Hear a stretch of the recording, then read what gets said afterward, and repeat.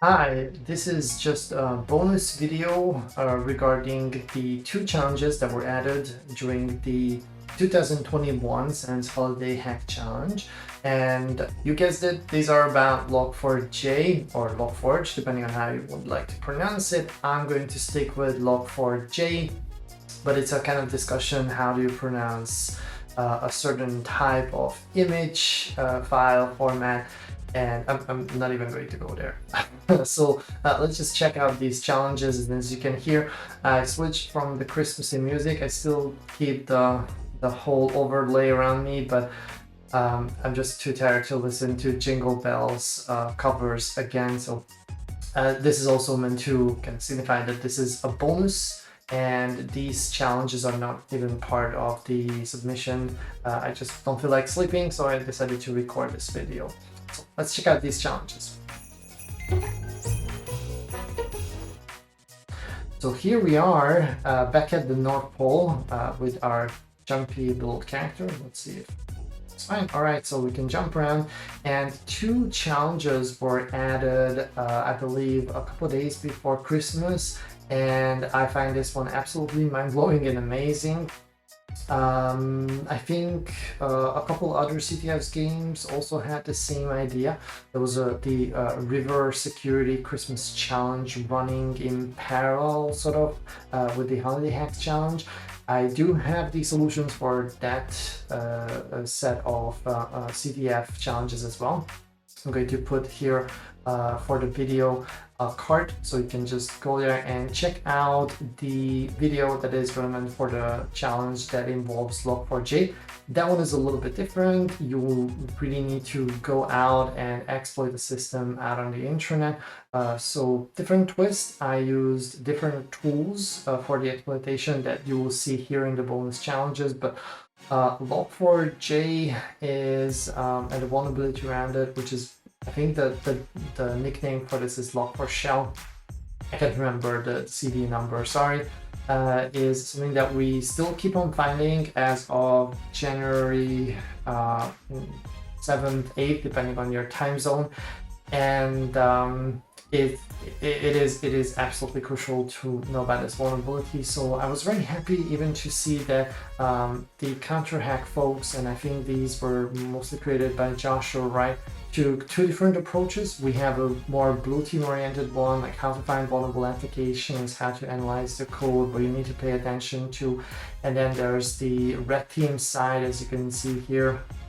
That is going to be the exploitation of a vulnerable application. So let's see first the blue team one, and that is a sort of terminal where you just need to follow along the steps, very similar to the IMDBS one. And then the red team one is a couple of steps that you need to follow along, and I believe they provide a gist with the description of what you need to do, what variables you need to change to successfully exploit vulnerable applications. So we have here Bo, the elf, who's going to guide us through this challenge. Sorry, late for putting on. I got by this other thing. Aren't we all? We all got delayed. So say, would you be interested in taking a look? We're trying to defend the North Pole against Log4J. This terminal has everything you need to get going, and I will walk you through the process.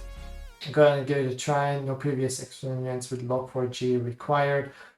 We will supply a checker script in the terminal vulnerable libraries that you could use in your own environment. The talk of Professor Petabyte giving will be helpful too. Oh, and don't worry, it doesn't show up in your badge. It's just a fun extra. I would even say that it's a very useful extra. So if you look at the hints provided, there's a talk explained with Professor Petabyte, which I believe was just Joshua Wright with a distorted sound. So this walks you through the problem, explains the vulnerability. Then there's the simple checker script, following the power of rigor expression to see if you have vulnerable libraries. And yeah, this is just I think for showing you the Apache Foundation information about Log4j. We're not going to need any of these because the terminal, like I said, will walk us through the whole process. Let's get into it.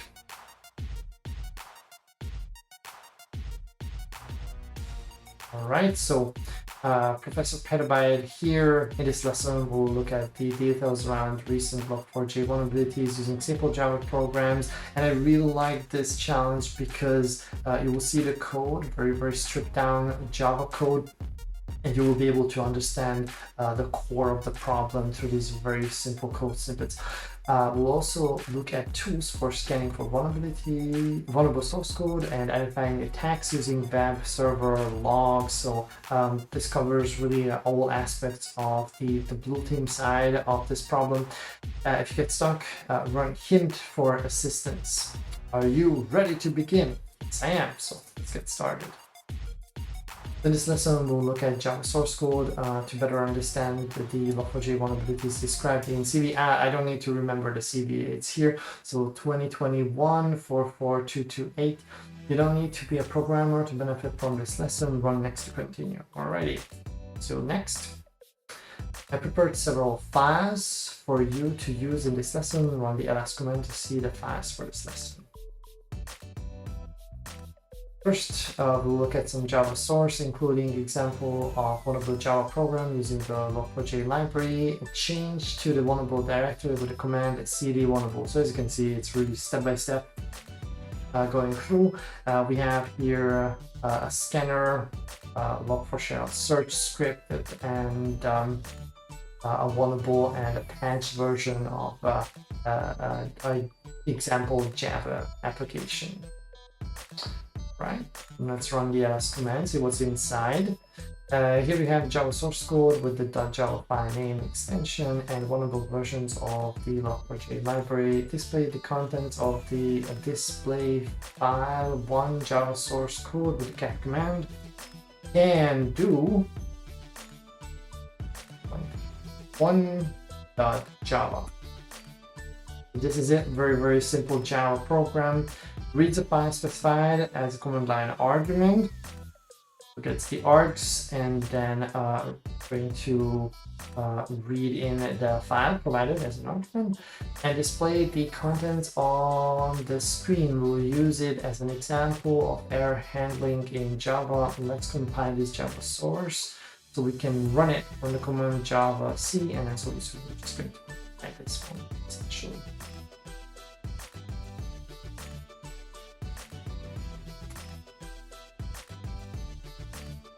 Right, nice work. You just compiled the Java program. Next, run the program and display the contents of test.txt. We need to do Java, then display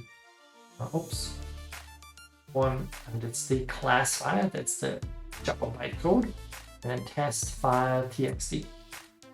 Error could not find the load main class.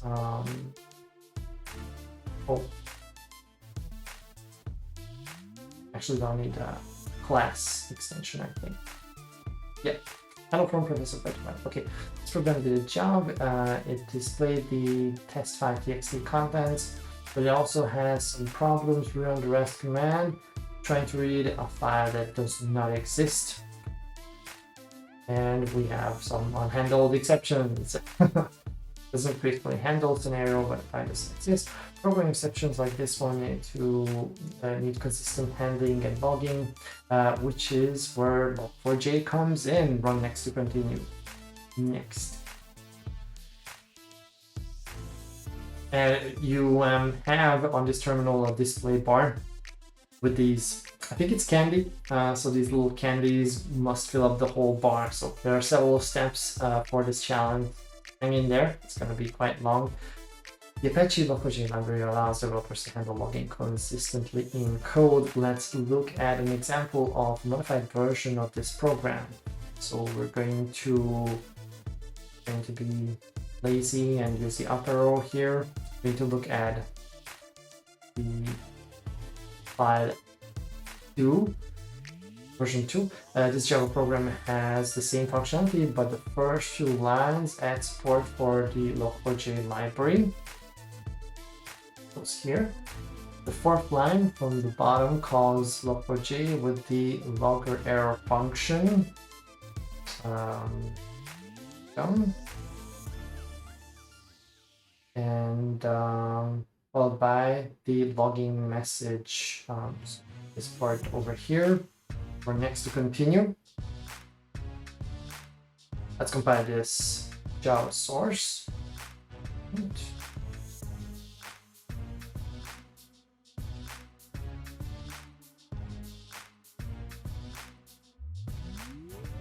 Nice work. Then we're going to run this again.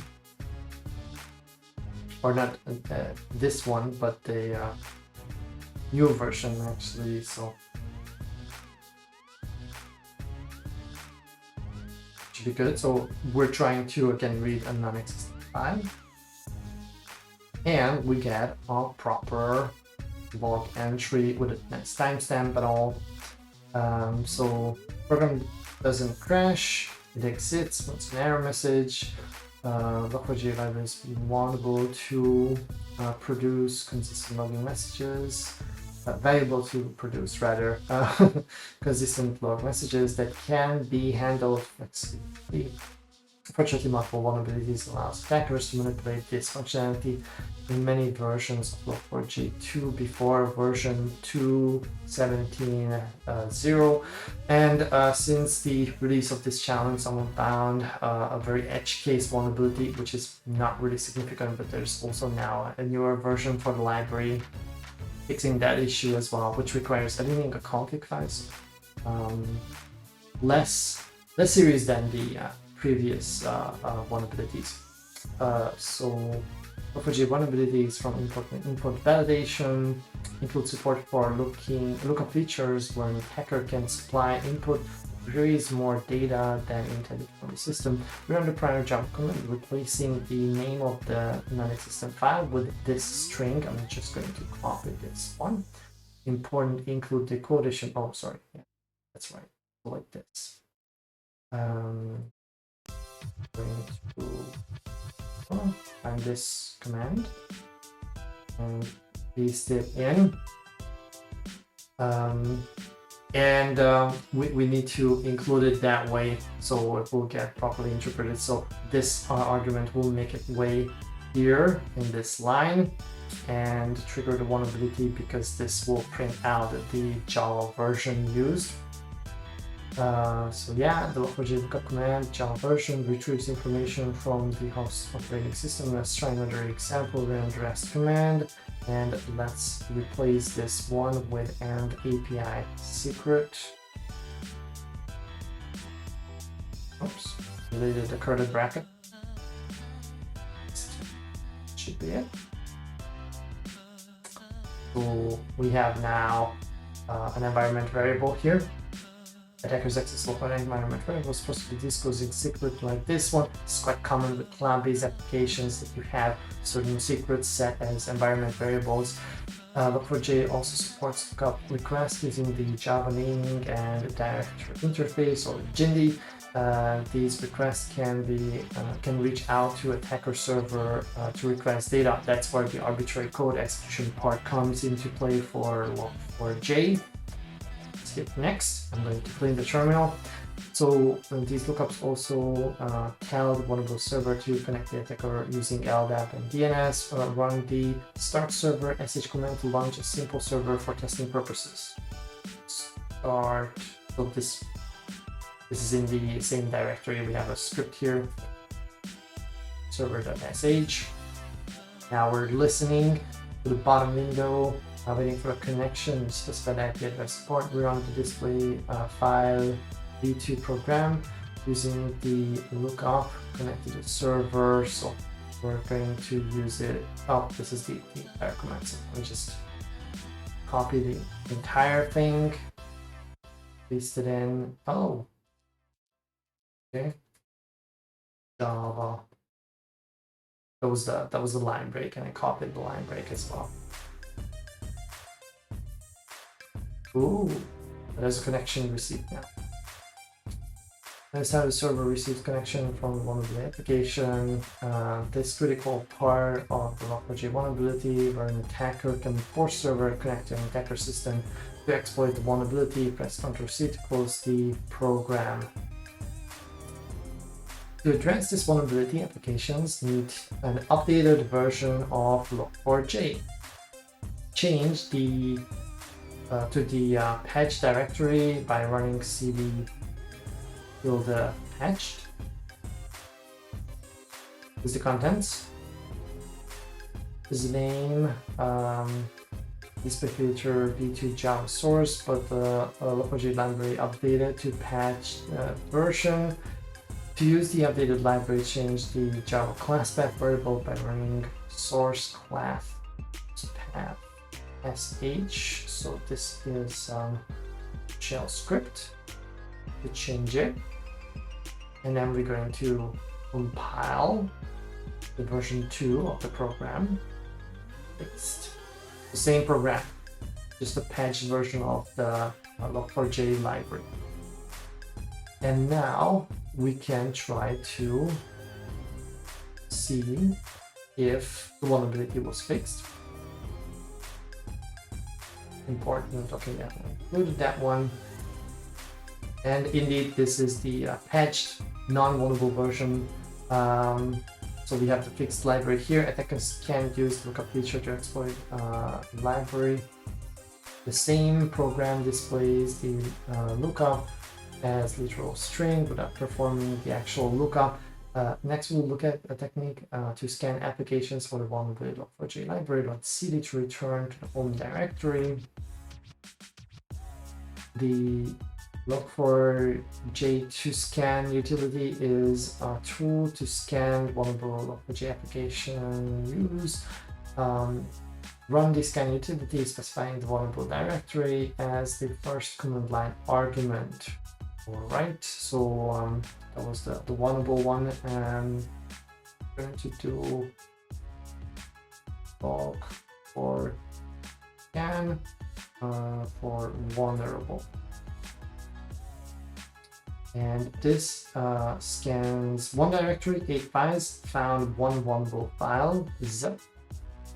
Quickly spots the vulnerable version of Log4j. Repeat this command, change the directory to patched.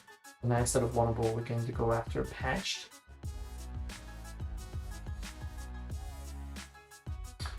And 0 vulnerable files. The server includes the Apache Solr software that use Log4j in the var www.solr directory. Scan this directory with the scanner to identify if the server is vulnerable. Right? So this is in var Solr, which is also an Apache project. And there are 2 vulnerable files there. And in the red team side of these terminal challenges, we are going to exploit, I think, a Solr application.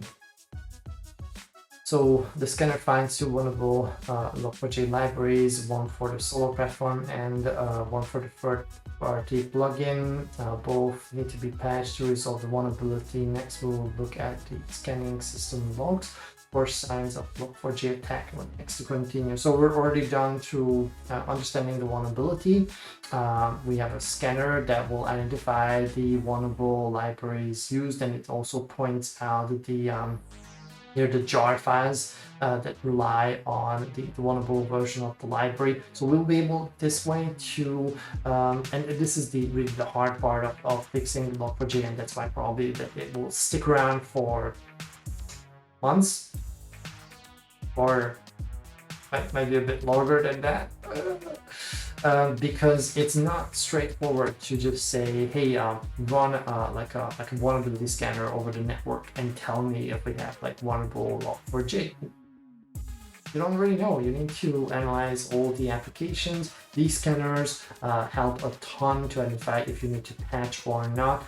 I do plan to do in the near future a stream just dedicated to this, see the various CDFs, challenges, labs out there that are available, and maybe also bring some real life examples. So this is a very important vulnerability and one that will stick around for quite some time. I've seen very critical applications affecting millions of people that were vulnerable and just got fixed a couple of days ago, and I'm recording this in 2022 January. Well, here it's already past midnight, but we're still going to see fixes coming out. And even in cases where you have an application that does not even use Log4j, as you can see here in the example, there's a plugin that is relying on a vulnerable version of the library, and you're still going to be vulnerable, especially with the plugin part. So this will probably stay with us for a long time, but let's see how we can detect attacks. So we're going to clean the terminal here, and we're almost there. We only need to collect a couple more candies. So the Log4j exploit using GMD for access is known as Log4Shell. This uses the GMD lookup feature to manipulate logs, gain access to data, or run commands on the vulnerable server. The application servers are a common target. Let's scan the web logs on the server, examine the files in var log www directory. All right, so we're going to, I guess, just get to that directory. I can't remember.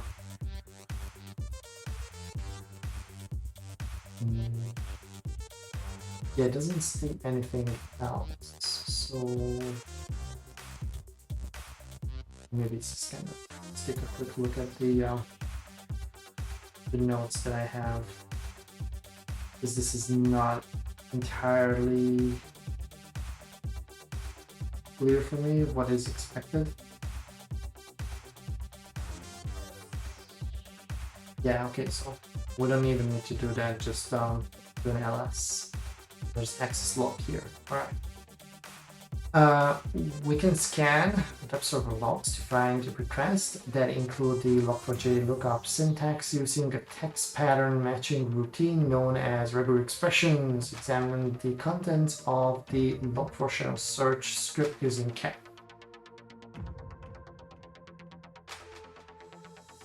Log4Shell. So this is the script that we saw earlier in the hint. So it recursively searches for Log4Shell text syntax in any files. Run the Log4Shell search command, specifying the directory as the search target. So this is the recursive part of the command, case insensitive, and this is required with the -e to have the full regular expression engine capabilities enabled for grep.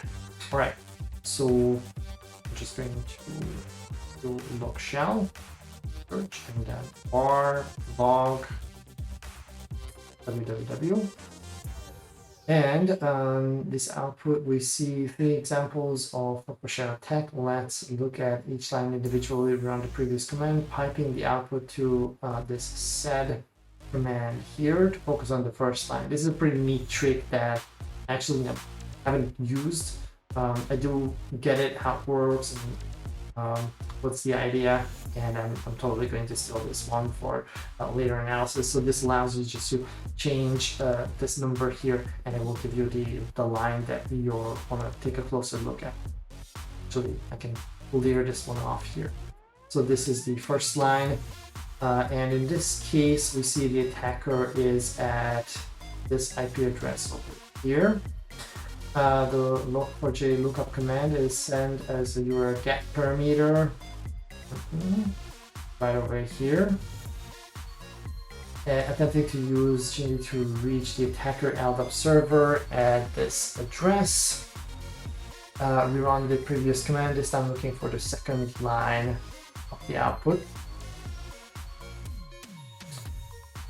In the second attack, we see the attacker is at another IP address instead of the URL GET request. This time the exploit is sent through the browser user agent field. Well, if you have that one logged, so if you use something like the extended log format, then you will get that part as well, and also the refer, which is not present here. The attacker attempted to use Jindy to reach the attacker DNS server at this address here using a different IP than the exploit delivery address. Rerun the previous command, this time looking at the third line of output. Right. So we're just going to add a couple new empty lines here. And we see that the attacker is now yet another IP address that also sent through the browser user agent field. So again, we see it here in the last field, but this more closely resembles the first stack using the attacker LDAP server. The definitely legitimate string, this one here, is supplied by the attacker, matching the malicious Java class on the LDAP server, exploit victim Log4J instance. Hit next to continue. So you will see it with the Red Team challenge terminal that this is also what the attackers will prepare beforehand. There are different attack tools now, almost like point and click kind of exploitation, where you can just connect to a vulnerable application and make it connect back to the attacker, then supply the Java class like it's explained here. So pretty scary. Let's do next. And you've completed the lesson for Log4J vulnerabilities, run exit to close, and we have a new achievement here if you're into that kind of thing. And I'm going to close the terminal. So this was the blue team side. The red team one is a lot shorter. We have a troll here explaining us the task. So we have the blue bonus one already under our belt. Hey, I'm Ikimek Group. Late. What's it to I got here when I got here? So anyways, I thought you might be interested in the Log4Jack. This is the rage lately. Jewel Log4Jack is a ton of software, helps big guy keep track of things. Kind of like Salt, it's way more things than you normally think about. In fact, one of those Solar instance is running an internal file system accessible in this terminal. Anyways, why don't you see if you can get the Jewel log file in this system. Right, so that's all that we have, and I think in this case the important part is to get the gist that has all the commands that we'll need, or maybe that one is mentioned in the terminal itself. Help document. Here is the document. So just like before, this is totally guided. You have the exploit steps here. We just need to replace a couple things. Exit and start the terminal.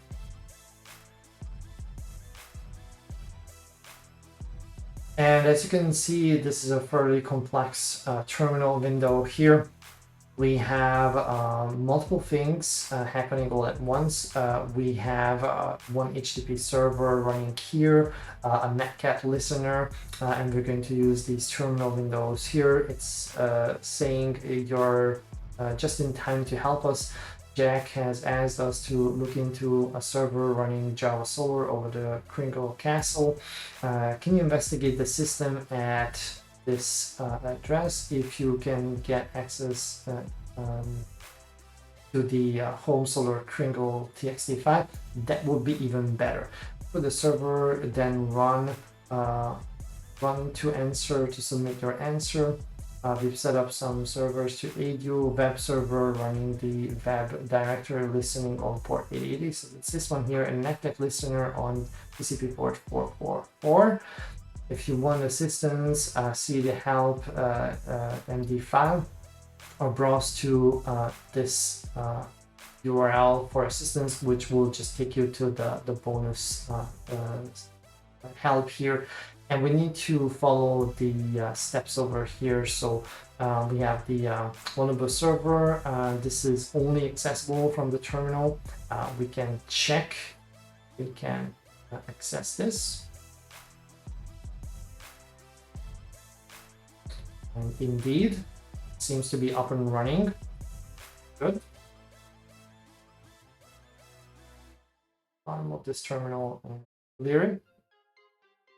So what we need to do is first use a malicious server. So in this attack, the server, the attacker server needs to be up and running and listen to any incoming connections from the vulnerable service.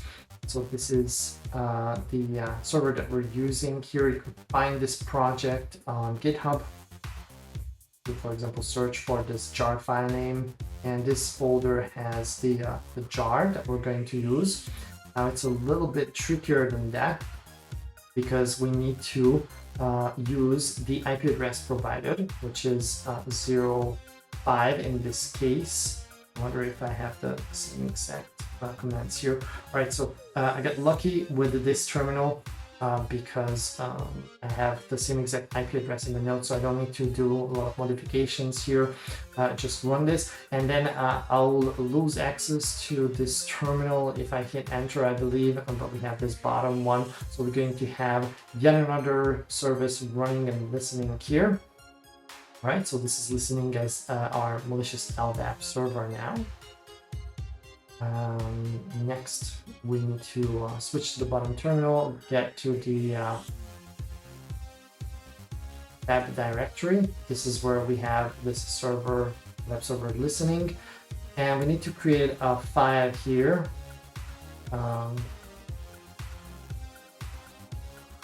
Use whatever editor you like.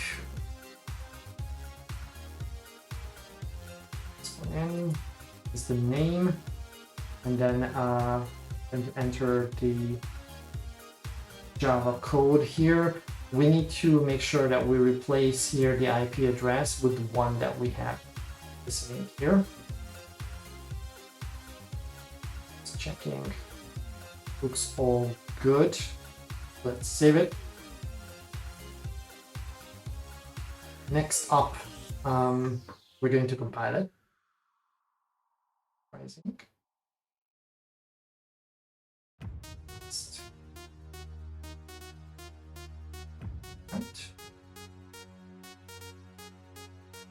So when the vulnerable service will reach out to this service controlled by us, listening in this terminal, this will bounce back the little exploit that we just, the payload actually, that we just created.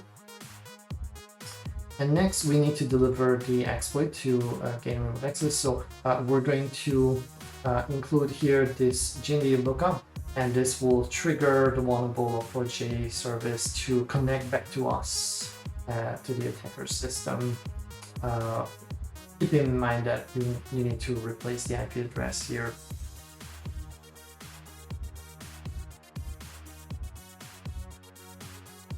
Paste this one in. So just to sum it up, we have now everything set up. This is where we're going to have the service connecting back. We're serving the exploit over here, and now we're going to make a request. And you can see here connections coming in, fetching this file from the web server. We have here the malicious LDAP server responding, sending back the payload, and we have an incoming connection. We do something like ID. You can see that we're running as the web server. I'm not sure. Who am I as well, which is going to be Solar, same thing. And the last thing that we need to do is to take a look into that file that was mentioned. And the solution to Log4Shell is patching. So I forgot what was the run to answer. That's the command that we need to issue to finish up the challenge. Paste it, and now we need to provide. I'm just going to type it in. Ching. We need to patch the service that is using the vulnerable Log4j library. And then we have the achievement here. Awesome. So this was the 2 bonus challenges that were added later to the game.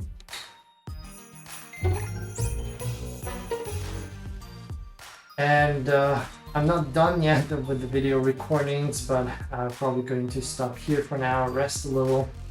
I still need to record the video for properly solving challenge 12. I need to figure out how to do it, but I'm going to take my time. I think my video series is sort of complete. I might circle back later to things like the ELF code and solve some of the bonus levels, but I'm not 100% sure. Anyways, this is the end of this video. Make sure that you also check out the reference.